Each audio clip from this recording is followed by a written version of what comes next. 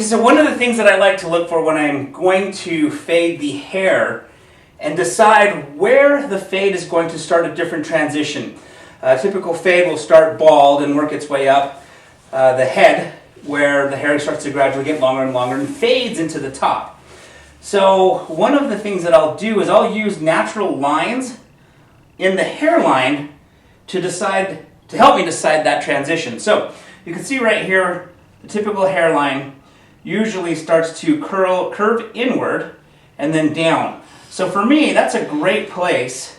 In my opinion, I like to take this point right here of the hairline as a good transition to take it from bald to where the fade will start. So what I like to do is eliminate all of the hair. We're going to use the clipper and basically shave all of the hair from this point where it curves. We're going to use that natural hairline curve. We're going to use that point as a guide, as well as the occipital bone. So the occipital bone about right here starts to flick out. So we're going to go from that point, use that as a guide, as well as the occipital bone, where we're going to take the clippers, go on up, creating a bald fade right through this section, this lower section, and flick out at about that point and the occipital bone.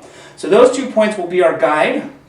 And then from there, we'll start adding attachments onto the clipper where we can start to make the hair go a little bit